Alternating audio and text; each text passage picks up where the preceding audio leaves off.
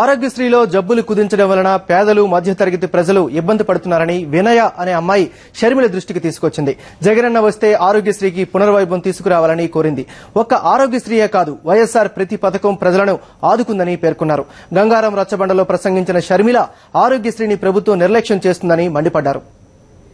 గంగారం రచ్చబండలో షర్మిల దగ్గర సమస్యలను ఏకరువు పెట్టారు మహిళలు. వినయ అనే అమ్మాయి మాట్లాడుతూ రాష్ట్రం సమస్యల వలయంలో చిక్కుకుందని అభిప్రాయపడింది. యాక్చువల్ గా మీకు వచ్చి లిగమెంట్ ప్రాబ్లం అయింది, నాకు వచ్చి మెనిస్కల్ ప్రాబ్లం అయింది. నేను వచ్చి హాస్పిటల్కి వెళ్ళాను, అక్కడ ఆపరేషన్ కానీ ఆరోగ్యశ్రీ కోసం అడిగితే మీకు జరిగిందైనా నాకు జరిగిందైనా ఆపరేషన్ కి ఆరోగ్యశ్రీ లేదు. ఆపరేషన్ కాస్ట్ వచ్చేసరికి 1.5 లక్షలు. కానీ మొదట వైఎస్ఆర్ ప్రవేశపెట్టిన దానిలో ఈ ఆపరేషన్ లిస్ట్ ఉంది, కానీ ఇప్పుడు అడిగితే ఆ లిస్ట్ లేదు.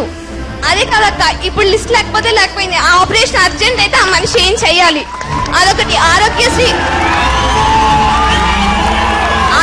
మీద ఆపరేషన్ జరిగితే ఒక మనిషికి 24 గంటల పైన వచ్చి నిమ్స్ కి తీసుకెళ్తే అక్కడ ఆపరేషన్ వెంటనే ఎమర్జెన్సీ వార్డ్ లో ఒక ఎమ్మెల్యే పర్మిషన్ మీద ఆపరేషన్ చేశారు. చేసిన వారానికి డిశ్చార్జ్ చేశారు. వారం రోజులు ఎందుకండి అని అడిగితే ఆరోగ్యశ్రీ రాలేదండి అని అన్నారు. వాళ్ళు ఉన్నది జనరల్ వార్డ్ లో. ఆపరేషన్ అయ్యి కుట్లు కూడా ఇప్పేసి ఆ మనిషి వెనక్కి వచ్చారు. అంటే మన ఇప్పుడు ప్రెసెంట్ గవర్నమెంట్ ఎలా నడుస్తుంది అక్క? ఈ ఇయర్ 4th year అయిపోయింది బీటెక్. మేము 1,00,000 మంది ఉన్నాం బయటకు. చాలు వాళ్ళందరూ సమాచారాన్ని గ్యాదర్ చేసి సైన్స్ పెట్టి మేము ఎస్యూడ్ గా ఉంటాం. జగనన్నకి మేము వెనకాల ఉంటాం. నేను సైన్స్ పెడతాం అక్క. జగన్ బయటకు తీసుకోదాం. జగన్ వస్తేనే ఈ రాజ్యం బాగుంటుంది. ఇప్పుడున్న కాంగ్రెస్ కానీ ఏదైనా సరే మాకొద్దు. ఎందుకంటే ఏది సక్రమంగా జరిగినప్పుడు అవసరం లేదు ప్రజలకి. ఏదైనా సక్రమంగా ఉంటేనే కావాలి. సో మాకు జగనన్న రాజ్యమే కావాలి. జగనన్న వస్తే ప్రజల ఆరోగ్యానికి ప్రాధాన్యం ఇస్తారన్నారు. ఆరోగ్యశ్రీ నుంచి జబ్బులను కుదించడం బాధాకరమని తెలిపారు. పాప చాలా చక్కగా చెప్పింది.